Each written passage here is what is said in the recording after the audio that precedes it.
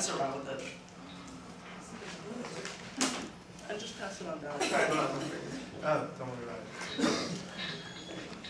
But as some others, I was also given a controller medication called Flovent. I have this, and it works just the same of it. The yellow counters are back up to 0. That just tells you how much medication is left. If you use it beyond what the counter says, you aren't getting the right amount of medication. You're getting a lot of propellant that you're not getting. Yeah, you put it, that's right. But you can take out the canister. You can pop it out.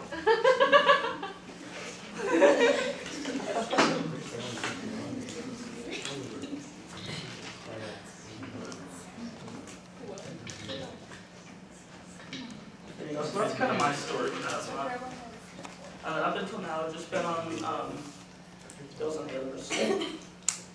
And I take the Flovent's the controller that just keeps me from having attacks. The albuterol's kind of, they also call it the rescue inhaler, just because if you're having an attack, that's what you get, and it pretty much stops it right away. That's my story, but I mean, how, do you guys know anybody who has asthma? Or anyone affected by asthma? My whole family but me has asthma, actually. They do? Are they on the They all have albuterol, and my dad has more than that. I used to have asthma way back in the past, but like, I don't know, it's kind of weird to say I used to. I probably still have to, it just doesn't really affect me at all anymore. But when I was in like 5th grade, I used to have really bad fits and have to use my inhaler a lot. Yeah. Really annoying. It can kind of come and go. I mean, it's all about what triggers it, and sometimes you just kind of grow out of that. Yeah, my mom has it too, so it's kind of like measurable. I have exercise-induced asthma. Exercise-induced, yeah, that's actually a really common trigger. And a lot of times with exercise-induced, you don't even use the albuterol, mostly controller, or you won't use the albuterol and doing the controller. It's usually one of the other. What else, sir? Scared you? I have allergy-induced asthma, Allergy-induced asthma? so it's only when I have hay fever that I end up having asthma problems. Yeah, I've done that too. Yeah, because I work in the pet store, and you feed the hay of the rabbits and guinea pigs, and over half the employees are allergic to it, but it also triggers my asthma. So I guess I'll go just step by step. What is asthma? Well, asthma is a chronic disease. It doesn't go away. It's not contagious. You're born with it. It can kind of come and go, but for the most part, there really isn't a whole lot you can do. You can take your control medications and you can have your albuterol, but you can't cure it. It's not really going to go away. Some of the symptoms that you're going to have, because your lungs, one of the things that happens, there's actually 3 things that happen during an asthma attack, but one of the things that happens is muscle constriction. So you'll be inhaling, but your bronchioles will be so constricted, it'll make kind of a whistling sound as the air goes through, and so that's the wheezing that you'll hear.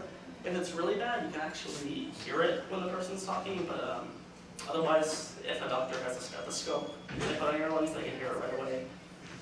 Pretty much any amount of wheezing they can hear.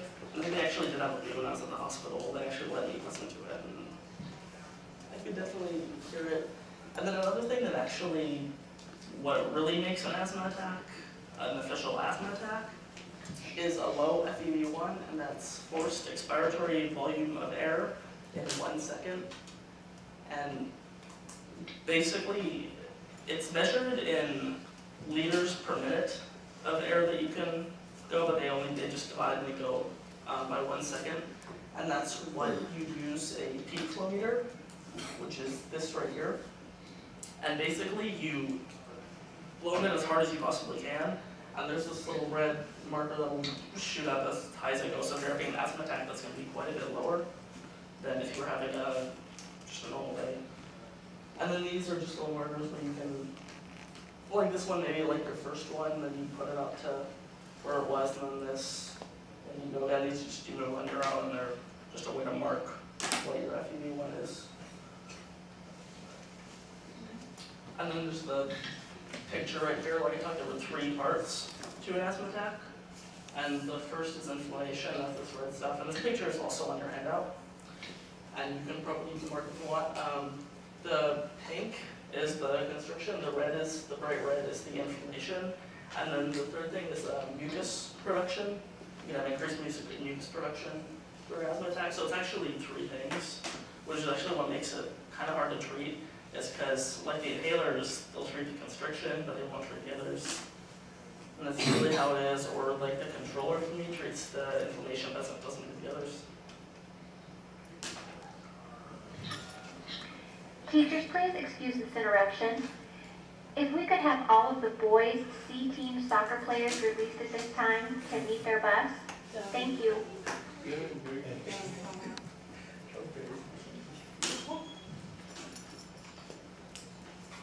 Alright. And so beyond symptoms of just that, like some of the more severe symptoms would be like if you're going blue in the face, or if you cannot breathe at all just because you're not getting enough oxygen. Those would be probably, you know, you really need help right away. But other than that, I mean, I could stand up here and I could talk about what an asthma attack is, what it feels like and all that, you know, for hours, and you still aren't going to get it. So I found a way to make it feel like you're having an asthma attack even when you're not. And so that was the struggle for support. And so, just by the way, if you already have asthma, you don't have to do it, or if you have like a cold or something, you probably don't have to do this. Probably wouldn't advise it, but you can try it out. So what I would do is I'd take the cotton buds, you know, break it up a little bit, just because it's pretty thick the way it is. That's going to be really, really hard to breathe through it. So basically, the straw represents the muscle constriction, and then the cotton balls represent, I mean, they have to go for both the inflammation and the mucus, but it works pretty well. So basically, the bendy part, keep that, that's the part you should be sucking in from. That's just easier to make it work. So you just inhale, and then you plug the end of it with the cotton.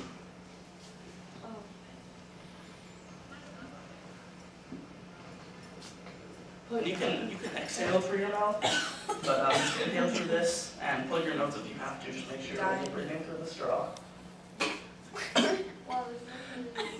Breathe. Coughing's another symptom of asthma, actually. I feel like it's suffocating. They're really good.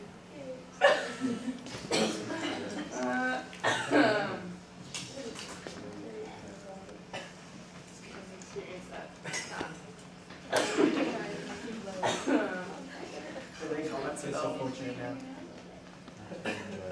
Yeah, this is enjoyable.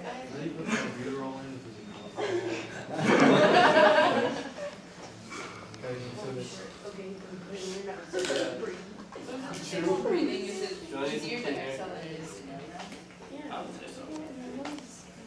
I mean, the thing is, you're not getting enough oxygen. It's like if you've exercised really fast, you're hyperventilating a little bit. So you'll inhale, but when you exhale, you want to just inhale right away. You don't. It's not fun. It's a cycle. It's just not good. Alright, so I think this one makes sense. Nice. And then, so I'll talk about the triggers and actually dealing with it. I mean, people are going to have all kinds of different triggers. You can have exercise-induced, and that's a pretty common one. And usually, then, like I said, that's triggered with one of the inhalers. It's not, they don't usually get both. Allergy is a big one. And so, I mean, some of the common allergens that you could have would be like dust mites, pollen, moles, pet dander, or pet hair. But I mean, just about foods, really just anything that you're allergic to could potentially cause an asthma attack. But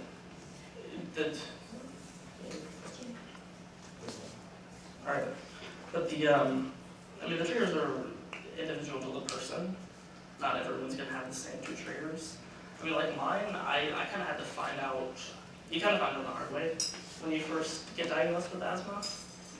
I found that my triggers